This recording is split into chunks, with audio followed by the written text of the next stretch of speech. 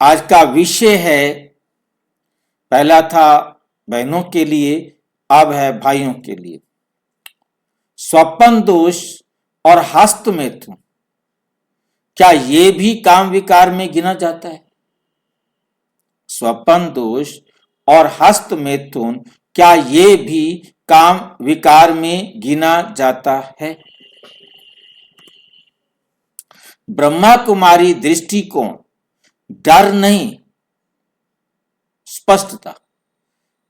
हमें डरना नहीं है, हमें स्पष्ट तो होना चाहिए ना कि क्या क्या चीज है। डिस्क्लेमर है, ये वीडियो ब्रह्मा कुमारी के साकार व अव्यक्त मूल्यों, राजयोग की आत्मिक समझ और अनुभवजन्य ज्ञान पर आधारित है। ये चिकित्सीय सलाह नहीं और ना ही किसी व्यक्ति को अपराध बोध में डालने के लिए है। उद्देश्य डर हटाकर स्पष्टता देना है, ताकि आत्मा ज्ञान, योग और पुरुषार्थ के मार्ग पर स्थिर हो सके।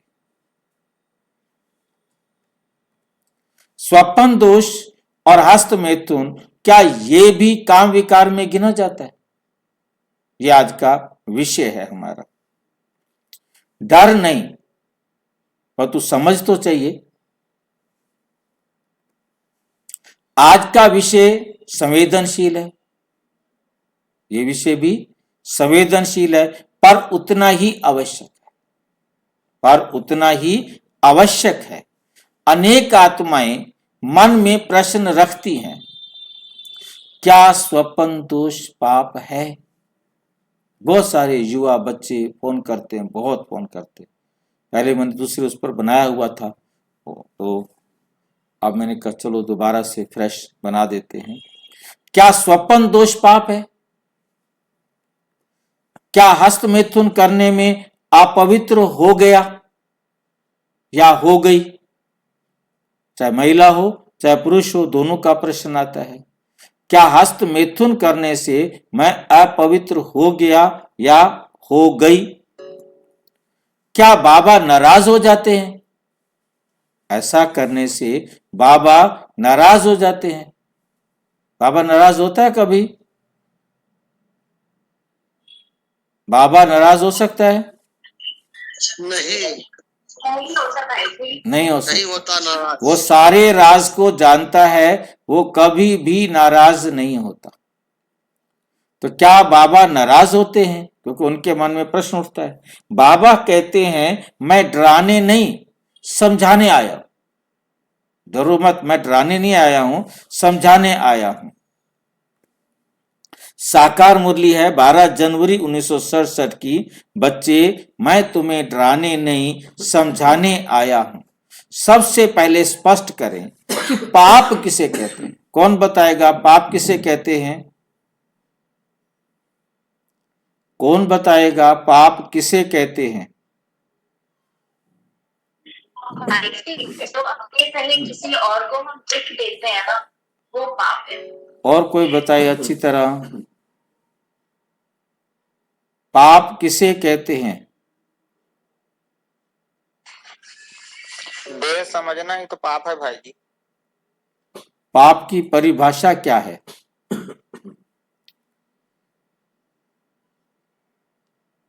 विकारों से संबंधित जो भी कर्म होता है उसको पाप कहते हैं।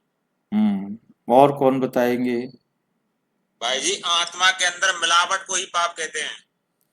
आत्मा में मिक्सिंग कर दिया, मिलावट कर दी, मेरा कुछ कर दिया तो पाप कहते हैं। और अच्छी तरह, दूध में मिलावट कर दिया वो पाप है। और कोई अच्छी तरह बताओ। मनसा वाचा कर्म, इससे किसी को दुख पहुंचाया जाए वो पाप।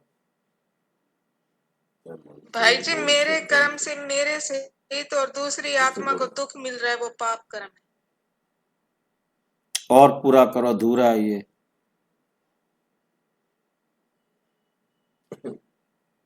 भाई जी, कोई भी कर्म करने से जैसे मुझे भी अंदर दुख की फीलिंग आ रही है और दूसरी आत्मा को दुख मिल रहा है। कोई भी कर्म, पाप। जिस कर्म के करने से मुझ आत्मा को या किसी भी आत्मा को दुख हो रहा है, आत्मा को, चाहे मुझे दुख हो रहा हो, बाकियों को सुख मिला, तो भी वो पाप कर्म है, वो पाप कहलाता है। बाबा की भाषा में कहें, आत्मा के उत्थान में जो भी रुकावट है वो पाप। बाबा के ज्ञान के हिसाब से हमें बहुत अच्छी तरह से समझना है, आत्मा के उत्थान में जो भी कर्म रुकावट बने वो पाप कर्म, वो कर्म ही पाप कर्म है, क्योंकि वही हमें रुकावट डाल रहा है ना। हमें उससे बचाना है अपने आप को। कोई ऐसा कर्म नहीं करना जिससे मैं आत्मा या कोई भी आत्मा दुखी हो। ना दुख लेना है और ना दुख देना है। संसार में पाप का अर्थ है, दुनिया वाले समझते हैं सामाजिक अपराध, धार्मिक डर, धार्मिक रूप से डराते हैं, ये किया तो पाप हो जाएगा, वो किया तो पाप हो जाएगा, ऐसे पूजा करनी है, ऐसे नहीं करनी है, इधर से काम किया तो, अलग अलग बहुत सारे डर बिठाए हुए हैं। दंड की भावना संसार के अंदर तो डराते हैं कि अच्छा बिल्ली मर गई तेरे से, सोने की बिल्ली दान कर पंडित जी को, ठीक है नहीं, मौज हो जाएगी पंडित की तो उससे तो बिल्ली मर गई और पंडित की मौज हो जाएगी, ठीक है नहीं। ऐसे ऐसे उपाय बताएंगे। अच्छा सोने की नहीं कर सकता, कोई बात नहीं, चांदी की कर दे, चांदी की भी नहीं कर सकता, चलो तांबे की कर दे, वो भी नहीं कर सकता तो चल मिट्टी की कर दे, तो कर दे दान, ताकि तेरा मेरा मेरा बनना रहे। तेरी हिम्मत नहीं है तो मैंने दान कर दी, मैं तेरी मिट्टी की बिल्ली भी ले लूंगा, दे दे, कोई बात नहीं, उसका दक्षिणा तो दे दे कुछ, मिट्टी की बना के दक्षिणा दे दे साथ में। मतलब पंडित को मतलब अपनी कमाई से है, कुछ ना कुछ तो दे ही दो। लेकिन बाबा की परिभाषा अलग है। बाबा क्या कहते हैं, पाप वे है जो आत्मा को कमजोर बनाता है। आत्मा कमजोर होती है तो क्या होता है, दुख होता है। आत्मा कमजोर होती है तो क्या होता है, दुख होता है। पाप वे है जो आत्मा को कमजोर बनाता है, या विकार भी वही है जो आत्मा को कमजोर बनाता है। पाप भी विकार भी उसे कहते हैं। नंबर 1, जहां आत्मा की शक्ति घटे। नंबर 2, जहां योग टूटे। नंबर 3, जहां मन विकारों में फंसे। जहां मन विकारों में फंसे ये पाप। जहां आत्मा की शक्ति घटे, जहां योग टूटे, जहां मन विकारों में फंसे, वे आत्मिक हानि है, ना कि ईश्वर का क्रोध। मतलब उसमें शिव बाबा को कोई क्रोध नहीं आएगा, वो कोई आपसे नाराज नहीं होगा, वो आपको कोई दुख नहीं देगा, वो आप आत्मा की अपनी शक्ति का नुकसान करते, आप अपना ही नुकसान करेंगे। ऐसा कर्म जिससे आपकी शक्ति, आत्मा की शक्ति कम हो रही है, वो आपकी आत्मिक हानि है। ये ईश्वर को कोई क्रोध नहीं। जो कुछ भी करो तुम सोच समझ के करो। पहले ये स्पष्ट करें विकार की परिभाषा क्या है। संसार में विकार को देह क्रिया से जोड़ दिया जाता है, लेकिन बाबा विकार की परिभाषा आत्मिक देते हैं। विकार वे है जो आत्मा की शक्ति को कम कर दे। जहां इरादा, अब ध्यान से समझना है, जहां इरादा है, संकल्प है, वासना है, ये यदि विकारी इरादा है, विकारी संकल्प है, विकारी वासना सक्रिय है, तो वो विकार है, वही विकार है। जहां इरादा नहीं वहां पाप नहीं, वहां अपराध नहीं। जहां इरादा ही नहीं है तो वहां पाप नहीं, अपराध नहीं। काम विकार शब्द का सही अर्थ। अब हमने काम विकार शब्द का सही अर्थ जानना है कि उसका सही अर्थ क्या है। काम विकार कोई धार्मिक वर्गीकरण नहीं है, धार्मिक वर्गीकरण नहीं है, ये एक आत्मिक स्थिति का संकेत है। ये क्या है? ये एक आत्मिक स्थिति का संकेत है। जहां वासना की तीव्रता वो काम है, जहां वासना की तीव्रता है वो काम है। देह अभिमान कमजोर है, देह अभिमान क्या है? कमजोर है, पर पुरुषार्थ अभी पूरा नहीं हुआ, क्योंकि देह अभिमान है, देह अभिमान कमजोर है और पूरा पुरुषार्थ नहीं हुआ, तो जिसके कारण क्या हो जाएगा? विकार में आ जाएगा। अव्यक्त मुरली है, कमजोरी को कमजोरी समझो, अपराध नहीं। मतलब आपने विकार में जाकर अपनी शक्ति का नाश किया है, वो आपकी कमजोरी है। जिस कमजोरी के कारण आप परमात्म योग में, याद में अपनी एकाग्रता नहीं बना पाएंगे। आपकी एकाग्रता नहीं बनी तो आप उन्नति नहीं कर पाएंगे, आप उन्नति नहीं कर पाएंगे। ये कोई अपराध नहीं, ये हमें बहुत अच्छी तरह से अपनी बुद्धि में रखना है। ये कोई अपराध नहीं है, वह तो आपका पद छोटा हो जाएगा, आप एकाग्रता नहीं कर पाएंगे। आप जितना ज्यादा काम पवित्रता में रहकर कर सकते हैं, अपना भाग्य श्रेष्ठ लिख सकते हैं, वो आपका श्रेष्ठ भाग्य लिखा नहीं जाएगा। ठीक है? कमजोरी को कमजोरी समझो, अपराध नहीं। स्वपन दोष आत्मिक दृष्टि से स्पष्टता। अब हम एक एक को देखेंगे। स्वपन दोष को आत्मिक दृष्टि से स्पष्टता, इसको आत्मिक दृष्टि से हम स्पष्टता देंगे। स्वपन दोष क्या है?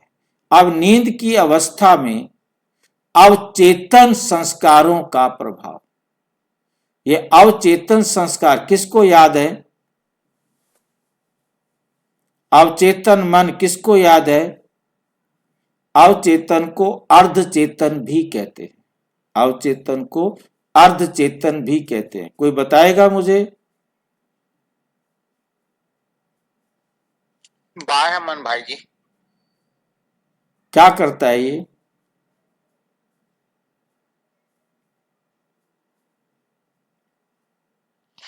भाई कौन सा? अर्धचेतन, सबकॉन्शियस। सबकॉन्शियस क्या होता है ये? सबकॉन्शियस वो होता है जो,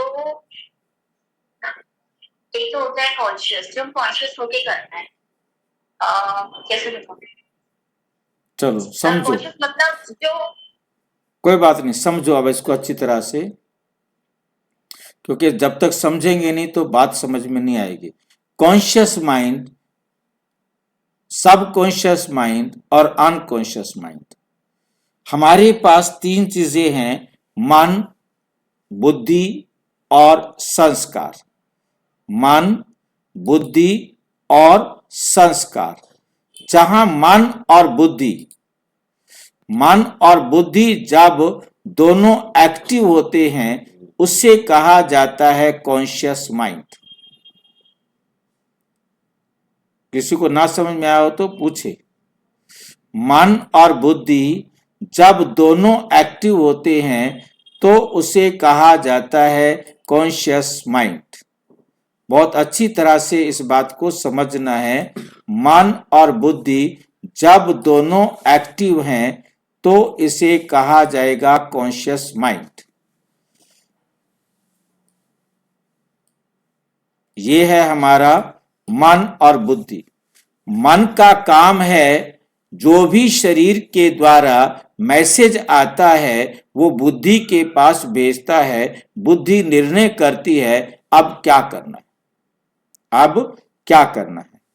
जब मन और बुद्धि दोनों बिजी हों, दोनों आपस में कार्य कर रहे हों, तो उसे कहा जाता है कॉन्शियस माइंड। जैसे हम कोई ऑफिस वर्क कर रहे हैं, अब ऑफिस वर्क करते वक्त हमारा जो है मन बुद्धि से जुड़ा रहता है ना, ये करूं, अच्छा ऐसे करना है, इसको ऐसे करना है, इसको ऐसे करना है। जब हम कॉन्शियस होते हैं, हम एक्टिव रहते हैं, हम जो भी देखना है, जाना है, उठना है, बैठना है, खाना है, पीना है, कुछ भी करना है, वह हम दोनों क्या रहते हैं, कॉन्शियस। उसे कहा जाता है कॉन्शियस माइंड, जिसमें मन और बुद्धि दोनों क्या होते हैं, आपस में एक दूसरे के साथ लेना देना करते रहते हैं। ठीक है। अब दूसरा आता है सबकॉन्शियस माइंड। सबकॉन्शियस माइंड में क्या होता है, माइंड बुद्धि को कहा जाता है। अब मन जो है, जो काम वो क्या बोलते हैं, संस्कारों के आधार से करते जाते हैं, संस्कार के आधार पर करते जाते हैं, वो कहलाता है, क्या कहते हैं हमारे पास, मन बिजी है।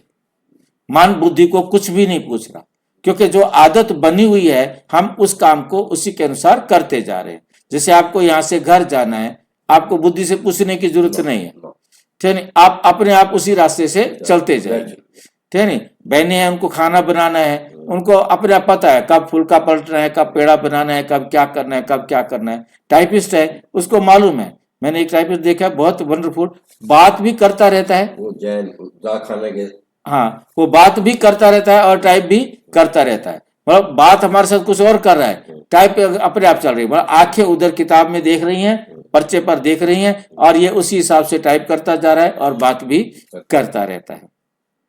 क्योंकि ये क्या है, ये जो आदत बन गई है, उन अक्षरों के साथ वो अपने आप उसने आदत बना ली है। अब वो फ्री है, वो बात भी कर सकता है।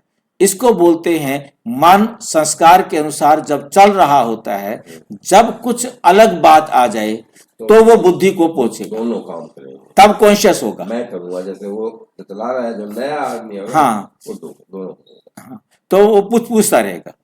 अब जो हम काम अपना रूटीन वर्क करते रहते हैं, उस समय बुद्धि हमारी फ्री होती है। जब बुद्धि फ्री होती है, बुद्धि के पास कोई काम नहीं होता, तो बुद्धि के पास एक वेटिंग रूम है। जिस वेटिंग रूम में सारा दिन जिन चीजों को हमने देखा, सुना, समझा, परंतु हमारे पास समय नहीं था, क्योंकि हम बिजी थे, हमने उसको इग्नोर करके रख दिया। अच्छा बाद में करेंगे, इसको बाद में सोचेंगे, इसको बाद में करेंगे। हमने उनको अपने वेटिंग रूम में बिठा दिया।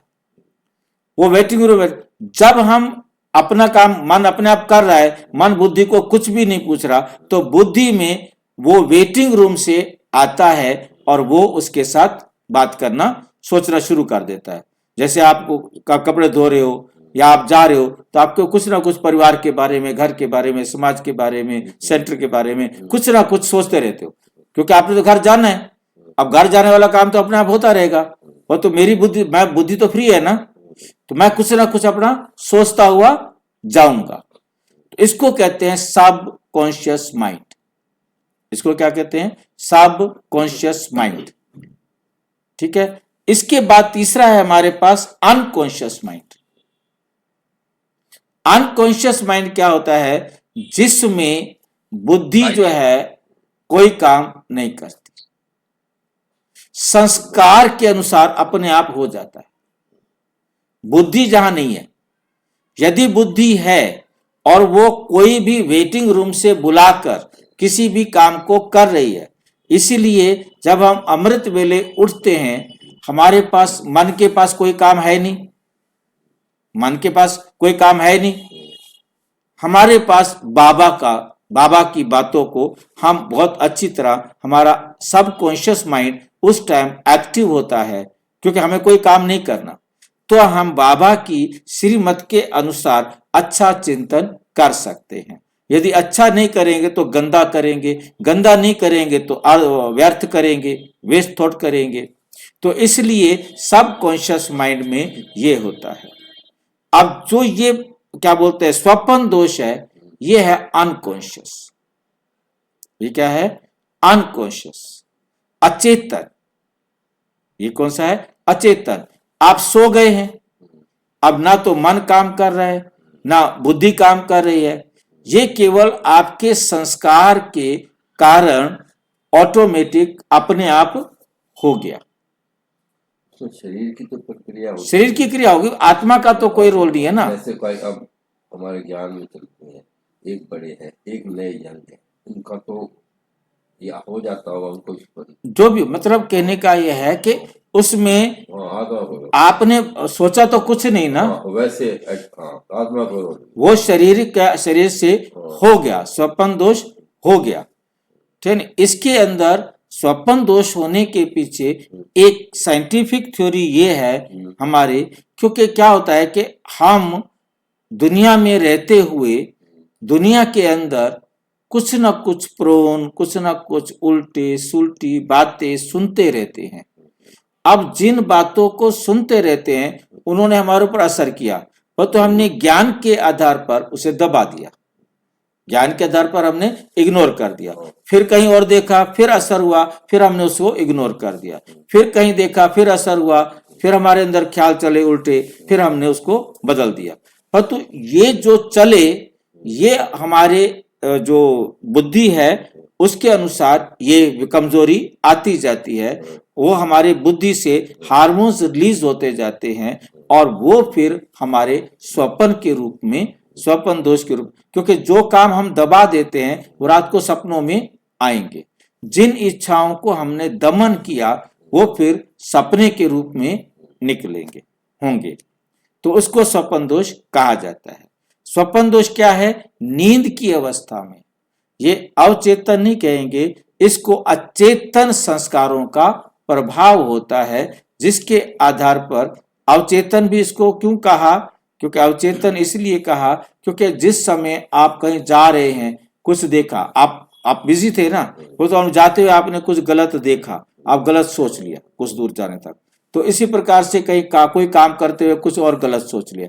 अब वो जो अर्ध चेतन में सोचा गया था वो धीरे धीरे धीरे धीरे इकट्ठा होता होता एक बार आकर के स्वप्न दोष के रूप में हो गया। तो हमें समझ में आ गया होगा ये स्वप्न दोष क्या होता है। जानबूझकर नहीं, ये तो अनजाने में हो गया ना, जानबूझकर नहीं। साकार मूल्य, संस्कार अपने आप निकल आते हैं। संस्कार क्या होते हैं? हमारे गंदे संस्कार हैं, वो अपने आप निकल आते हैं। इसमें आत्मा का दोष नहीं, जबकि संस्कार आत्मा में है, क्योंकि कमजोरी आ गई ना, ये आत्मा का इसमें कोई दोष नहीं।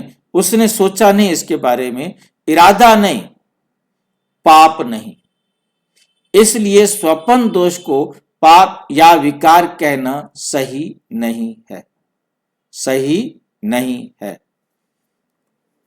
उदाहरण, जैसे नींद में बोल जाना, अब नींद को कोई बोल जाए, अब दिन की कोई बातें होती है वो नींद में निकलेंगी ना, सपने में बोलते हैं ना, नींद में बोलते हैं, अब उसका क्या महत्व है? उसका कोई महत्व नहीं, ठीक है नहीं। नींद में बोल जाना, क्या वो जानबूझकर किया गया अपराध है? नहीं। अब दूसरा है हस्तमैथुन, मास्टरबेशन, ब्रह्मा कुमारी दृष्टिकोण, क्या ये पाप है? बाबा की दृष्टि में पाप नहीं, बाबा की दृष्टि में पाप नहीं, पर पुरुषार्थ में बाधा अवश्य है, पर पुरुषार्थ में बाधा अवश्य है, क्योंकि आपका योग में कंसंट्रेशन नहीं होगा, चाहे वो हस्तमैथुन हो चाहे वो स्वप्न दोष हो। इन दोनों के कारण हमारी शारीरिक क्षमता, शक्ति जो है ना, क्या हुई? कम हुई। उसके कारण आप योग में अपने आप को एकाग्र नहीं कर सकेंगे, आपकी निर्णय शक्ति में उतनी ताकत नहीं आएगी। तो पर पुरुषार्थ में बाधा अवश्य है। साकार मुरली है 7 जुलाई 1966।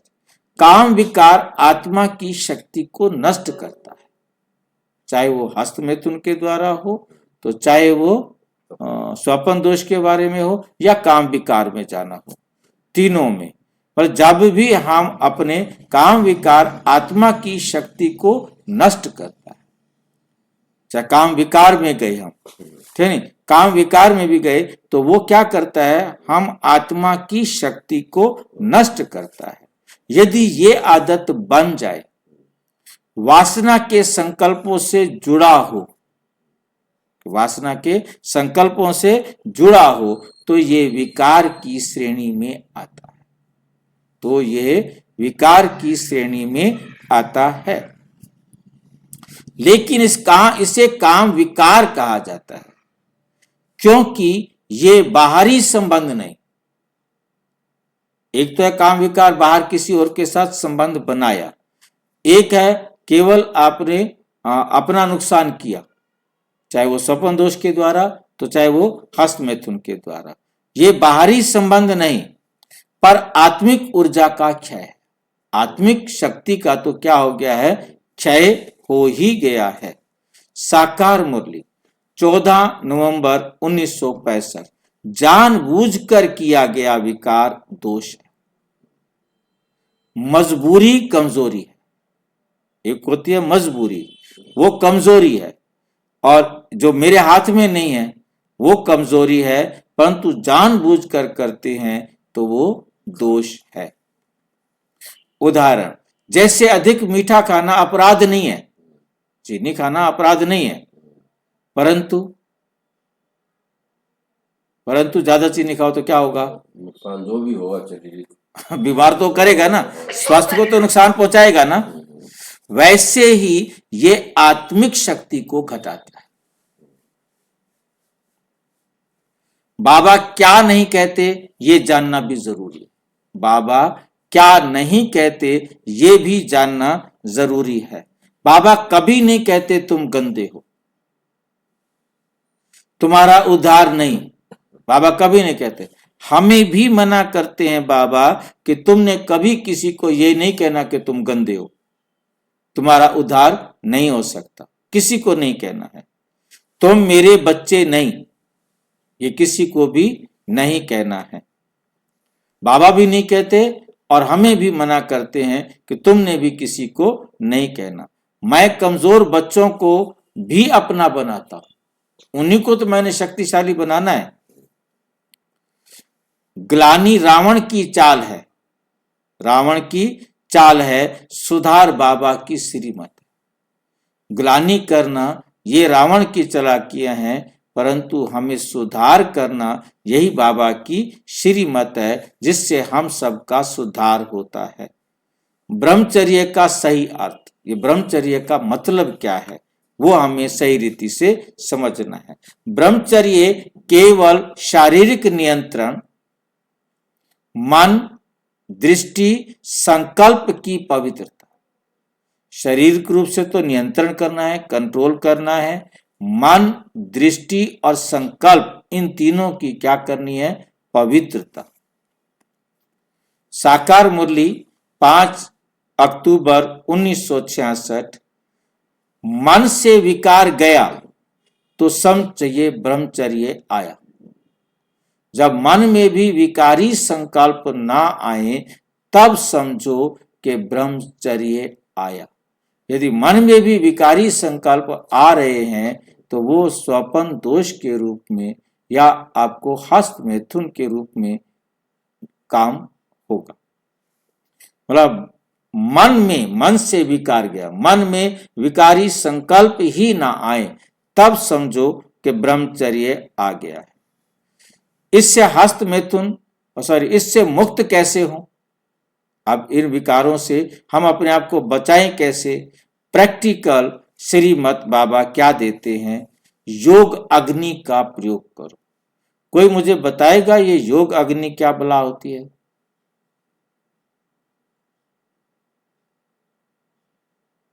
कौन बताएगा योग अग्नि?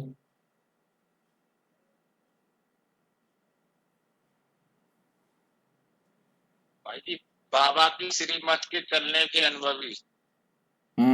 और कोई अच्छी तरह से बताओ।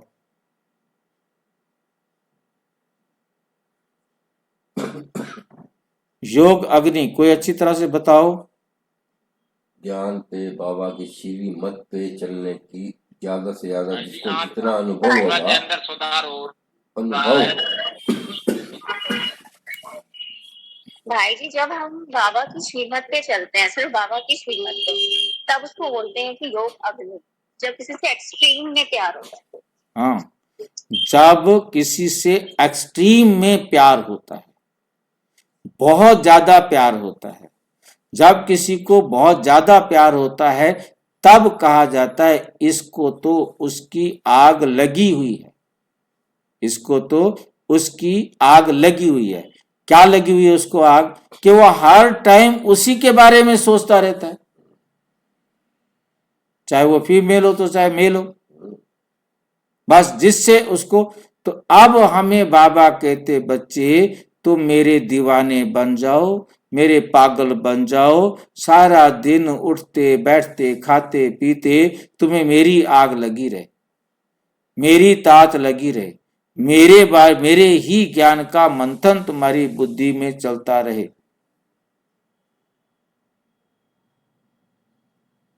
तब तुम मेरे उसमें बिजी रखेंगे अपने आप को, तो आपके विकारी संकल्प नहीं आएंगे।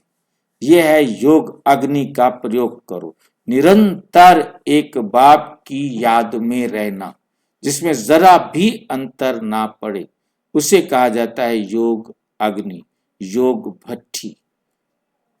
साकार मुरली 2 फरवरी 1967। योग अग्नि से विकार भस्म होते हैं। उपाय क्या करना है हमें? नंबर 1 अमृत वेले योग, नंबर 2 आत्मा का अभ्यास, मैं इस देह से न्यारी आत्मा हूं। नंबर 3 अपनी दृष्टि को व्यस्त रखना, अपनी दृष्टि को काम दे दो, बिजी रहे, उसे कोई भी व्यर्थ चीजें दिखाई ही ना दे। दृष्टि को व्यस्त रखना, अशुद्ध सामग्री से दूर, ये जो प्रोन है, गंदे चित्र हैं, गंदे सामग्री है, उनसे अपने आप को दूर रखना है। संकल्प बदलो, जब आप अपने संकल्प बदलेंगे तो आपके संस्कार बदल जाएंगे, आपके संस्कार बदलेंगे। अव्यक्त मुरली 14 जनवरी 1989। संकल्प ही संस्कार बनता है, जो आप संकल्प करते हो वो बीज है, और वही फिर धीरे धीरे संस्कार बन जाता है। उदाहरण है, मोबाइल को चार्ज करो, बैटरी अपने आप चलेगी ना।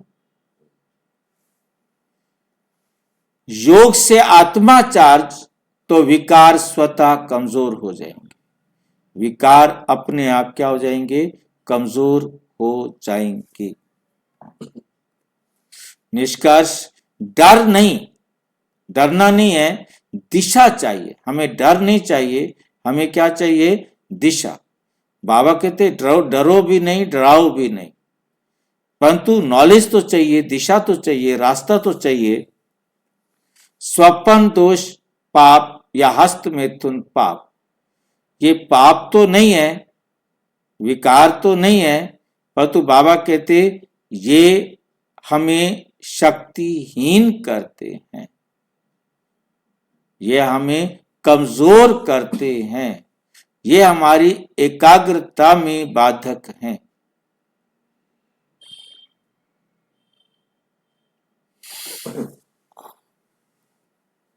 हाँ, ये काम विकार आत्मिक कमजोरी हो सकती है। ये काम विकार क्या है? आत्मिक कमजोरी हो सकती है, आत्मा की कमजोरी है। जब ये आत्मा की कमजोरी है, तो आत्मा कमजोर होगी तो क्या होगा? पुरुषार्थ नहीं कर सकेंगे। कमजोरी पुरुषार्थ से हटा देगी, पूरा पुरुषार्थ नहीं होगा, और पूरा पुरुषार्थ नहीं होगा तो वहां पद भी क्या हो जाएगा? छोटा हो जाएगा। सतयुग में पद भी छोटा हो जाएगा।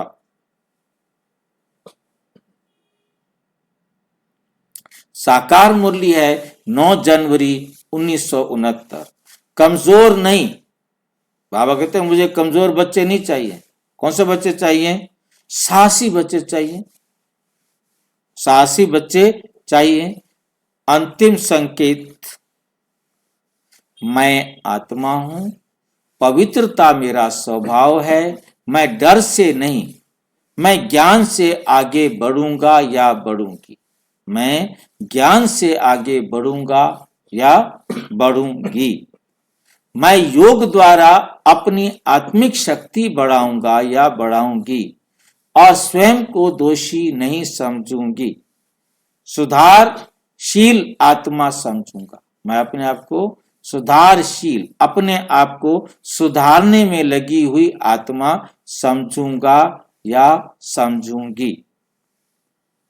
अंतिम संदेश, बाबा अपराधी नहीं ढूंढते कि कौन पाप कर रहे हैं, बाबा प्रयास करने वाले बच्चे ढूंढते हैं जो प्रयास करके अपने भाग्य को श्रेष्ठ बनाते हैं। अच्छा, ओम शांति। और विस्तार से जानने के लिए प्रजापिता ब्रह्मा कुमारी ईश्वरीय विश्वविद्यालय के किसी भी सेवा केंद्र पर संपर्क करें और यदि कोई प्रश्न है तो 9213106986 पर केवल आरटीआई या टेलीग्राम करें, 9650692270 पर केवल व्हाट्सएप करें, फोन नहीं। ओम शांति।